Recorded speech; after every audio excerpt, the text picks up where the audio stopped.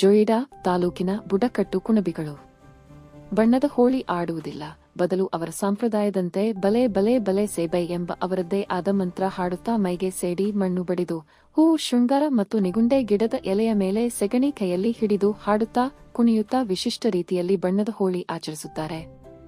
ಕುಣಬಿಗಳಲ್ಲಿ ದುಲ್ಲುಪಾಲ್ ಅಂದರೆ ಬಣ್ಣದ ಹೋಳಿ.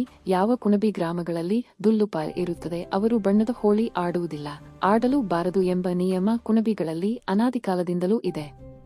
ಕುಣಬಿಗಳಲ್ಲಿ ದುಲ್ಲುಪ ಇದು ಸಾಂಪ್ರದಾಯಿಕ ಹಬ್ಬ. ಹೋಳಿ ಆದ 3ನೇ ದಿನ ಆಡಲಾಗುತ್ತದೆ. ದುಲ್ಲುಪ ಹೆಸರಿನ ಮರ ಕಾಡಿನ ರಾಯ್ ಅಂದರೆ ದೇವರ ಕಾಡು ಅಥವಾ ದೇವರ ಜಾಗೆಯ ಮೇಲೆ ಇರುತ್ತದೆ. ಇದರ ಕೆಂಪು ಹೂವು ಮೊದಲ ದಿನ ಸಂಗ್ರಹಿಸಿ ಮಾಲೆ ಮಾಡಲಾಗುತ್ತದೆ.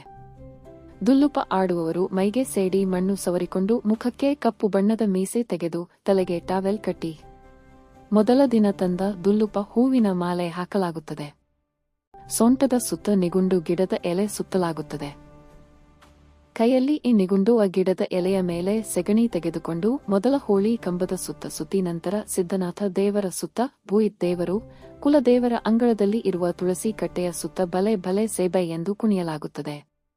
ದುಲ್ಲುಪ ತಂಡದ ಸದಸ್ಯರು ಕೈಯಲ್ಲಿ ಇರುವ ಸೇಗಣಿಯನ್ನು ಬೇರೆಯವರ ಮೇಲೆ ಎಸೆದು ದುಲ್ಲುಪ ಆಡಲಾಗುತ್ತದೆ. ನಂತರ ದೂರದ ಹಳ್ಳಕ್ಕೆ ಹೋಗಿ ಸ್ನಾನ ಮಾಡಿಕೊಂಡು ನಂತರ ಬೆಂಕಿ ಹಾಕಿ ಅದರ ಮೇಲೆ ಹಾರಿ ನಂತರ ದೇವರ ಜಯ ಘೋಷಣೆಗಳು ಮೊಳಗಿಸುತ್ತಾ ಮನೆಗೆ ಬರುತ್ತಾರೆ. ಮನೆಯಲ್ಲಿ ಯಾರಾದರೂ ಅನಾರೋಗ್ಯಗೊಂಡವರು, ಸಣ್ಣ ಮಕ್ಕಳು ಆರಾಮ ಇಲ್ಲದಿದ್ದರೆ ದುಲ್ಲುಪ ಮಾಂಡನಲ್ಲಿ ಹಾಕಲಾಗುತ್ತದೆ.